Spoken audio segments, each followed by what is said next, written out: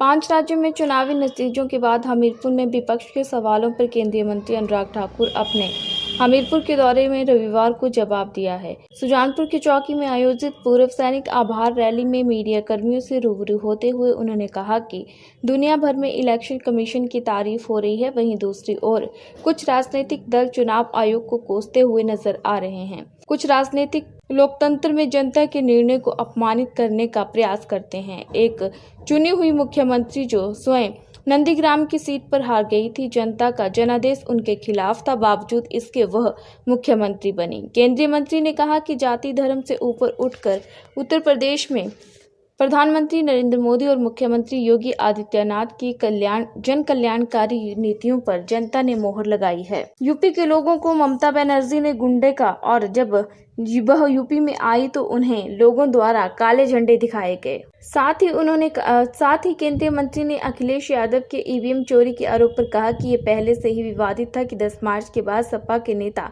EVM का रोना रोएंगे। उन्होंने कहा कि वह पहले ही बोल चुके थे कि 10 मार्च के दिन अखिलेश यादव ईवीएम पर ठिकरा फोड़ने का कार्य करेंगे। कांग्रेस 10 साल सत्ता में रही, 2004 से 14 तक, उससे पहले भी रही, लेकिन 1 रैंक 1 पेंशन कभी पूरा नहीं किया।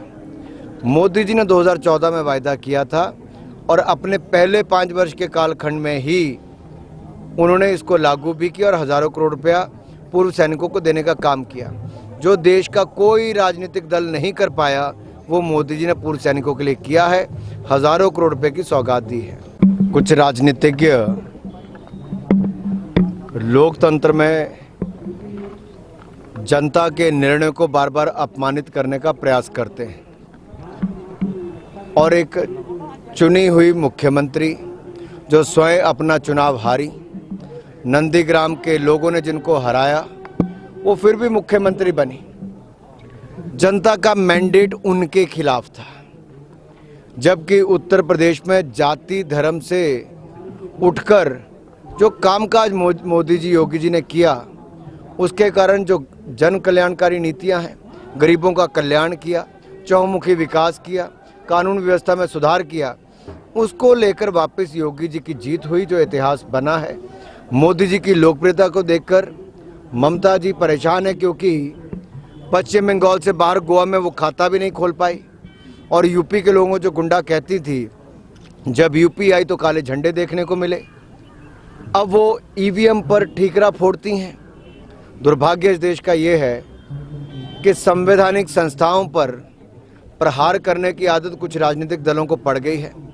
पूरी दुनिया जिस इलेक्शन कमीशन की वाह पूरी दुनिया भर में होती है, दुनिया का शायद ही कोई देश इतनी बड़ी संख्या के राज्य का चंद घंटों के अंदर रिजल्ट निकाल पाए, ऐसा कहीं नहीं होता। शांतिपूर्वक जो चुनाव हुआ है उसका श्रेय इलेक्शन कमीशन को और उत्तर प्रदेश की जनता को जाता है, वहाँ के अधिकारियों को जाता है। देखिए, मैंने पहले ही कहा था कि 10 मार्च का दिन आएगा, अखिलेश जी ईवीएम को ठीकरा फोड़ने का काम करेंगे, और वही हुआ।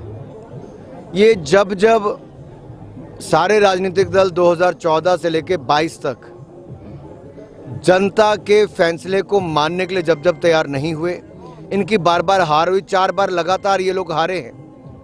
और ये जब तक समझेंगे नहीं कि जनता ने गुंडे, अपराधी, माफियों और भ्रष्टाचारियों से निजात पाने का मन बना लिया है, जातिवादी परिवारवादियों से माफ़ी चाहिए है, ये तब तक नहीं मान रहे और जनता इनको बार बार सबक सिखा रही है, आगे भी सिखाएगी।